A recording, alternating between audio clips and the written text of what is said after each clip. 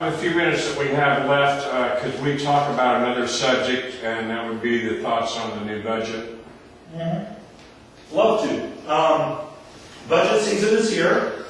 Here's what we're doing with the property tax levy. Let me start with that because that's what you're going to hear more about here in the next few weeks. Our property tax is, let me rephrase it. And I'm sorry, I'm giving you tax levy 101, but I'm going to do it fast, and then you can call me and bother me with questions later. There are three parts of the property tax formula. There's the equalized assessed valuation. And what that is that is the value of your property. The fair market value divided by 3 of your property. So that's your taxable value, okay? And that's for every piece of property in the city.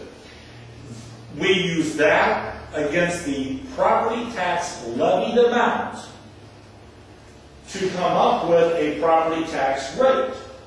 You as citizens only care about the rate. That's all you care about. Because that's what determines your property tax bill.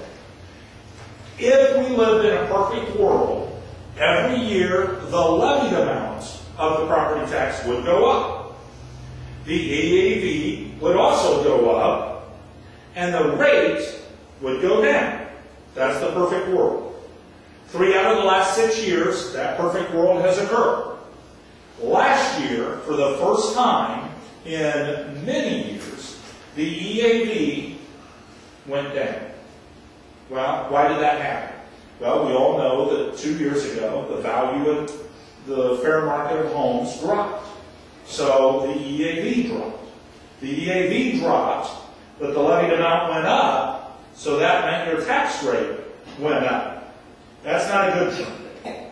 So what we did this year is we actually lowered the levied amount.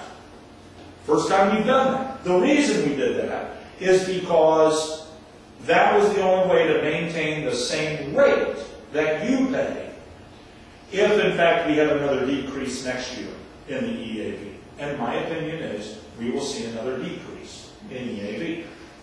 It's not what we want to hear, but the reality is we're going to see at least 3 years of decrease in EAV. That means we have to decrease the property tax levied amount so that your rate either stays the same or goes down. So how do we do that?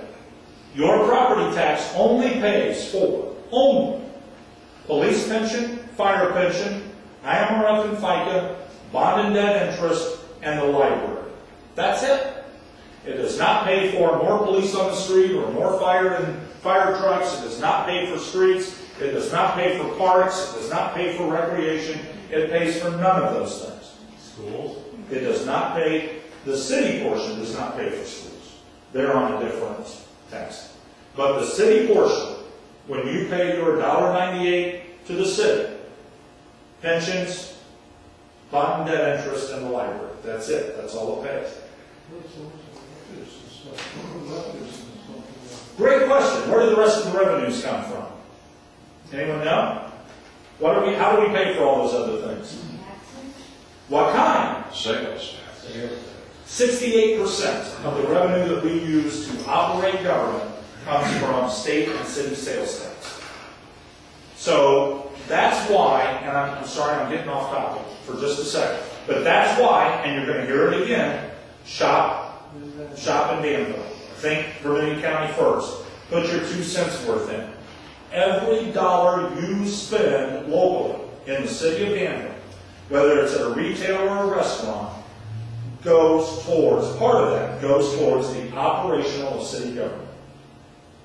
How about the gasoline tax, the city of that? It goes specifically towards road repair and replacement. That's all it does. And when we passed that, I made you a promise. And I said, you're not going to like it, but if you at least pay that 5 cents on every gallon, and you can curse my name every time you do it, but the promise is, at the end of the day, all of that money will go in towards road repair and replacement.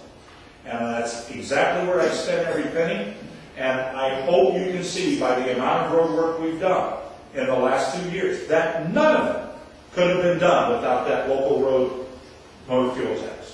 None of it could have been done without that. And so, grumble at me while you're at the gas pump, but when you're driving around town and you're on one of those smooth roads, pat yourself on the back. Because you did that. You did that. But no, none of that money goes towards those other expenses. So here's what happens then. With that property tax, pension costs continue to increase. This year we are projecting the police pension will go up 18.5%, and the fire pension will go up only 16%. It's only going up 16% because this is the first year that we realized the savings from laying off 9 firefighters 2 years ago. Okay? So there's a little bit of a savings in our pension. So if pension costs are going up, how are we lowering the property tax level?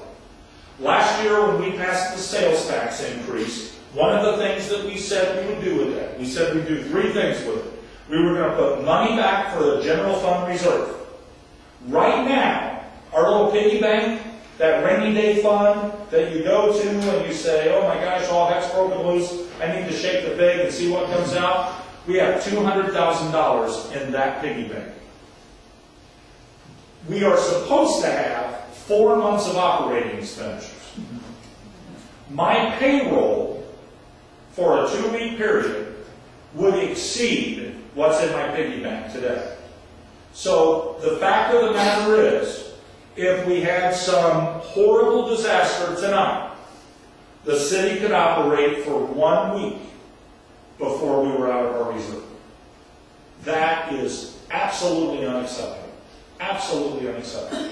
So I said the first thing that the sales tax was going to do was go towards building up a general fund reserve. I'd like to see us in 6 years from now be somewhere around $3 to $4 million in that fund.